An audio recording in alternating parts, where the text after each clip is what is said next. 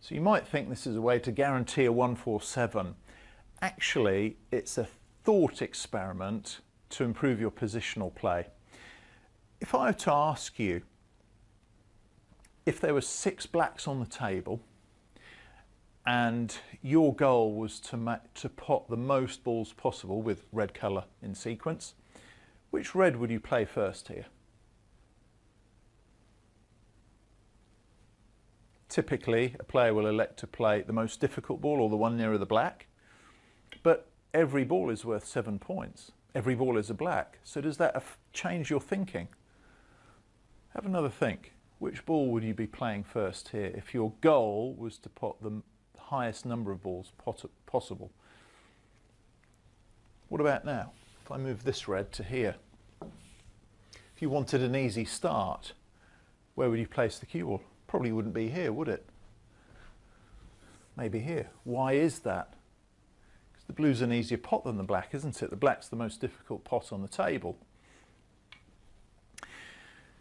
So the reason we've put 6 blacks here is to get us out of the habit and the fixation of going for the black.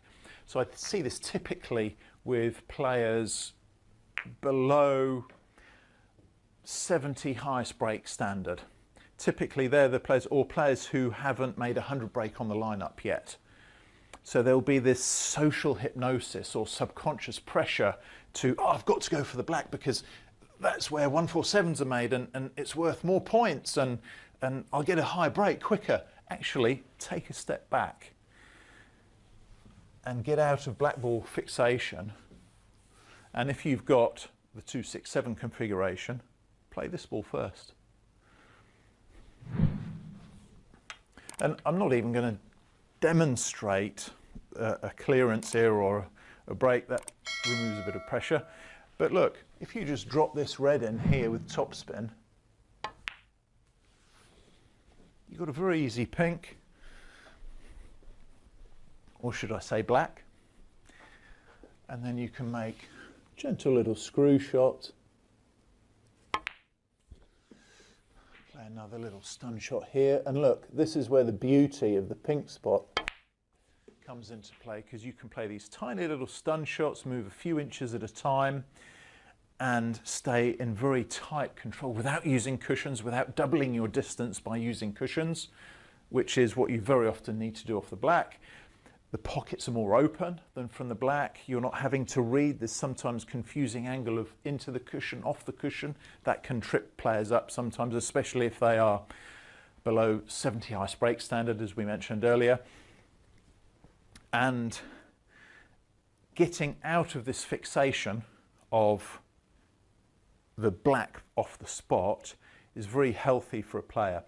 So if you're playing a lineup average where you saying go for 5 lineups or 10, as Stephen Hendry used to say, right, 10 lineups and I've got to clear 10 in a row.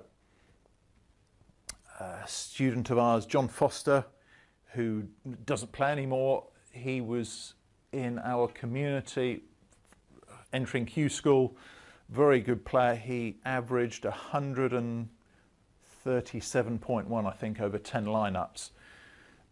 So he only missed 2 pots. I think he missed the pink and the black on 2 breaks. Otherwise, it was 10 perfect clearances. But if you're going for an average, consider starting with this red rather than fixating on the black, because I see a lot of players missing the first red here and getting very, very frustrated. Missing the first ball will demolish your average over 5 or 10 lineups. So try starting with this top red. Pretend that all the balls are worth 7 points, and that will help you put your focus more onto creating a string of pots rather than trying to get the highest number of points. Going for the black because it carries an extra point is false economy. Going for the black because you think that's what pros always want to do is actually false thinking, because if a pro had to make a 50 break to win the world title in a decider, they would choose all day long to be playing around the pink instead of the black, because the black you can make mistakes, partly because you've only got 2 pockets to go for. So have a think about that overnight, go into the club tomorrow and see what your highest average over 5 lineups can be when you're playing that red above the pink first.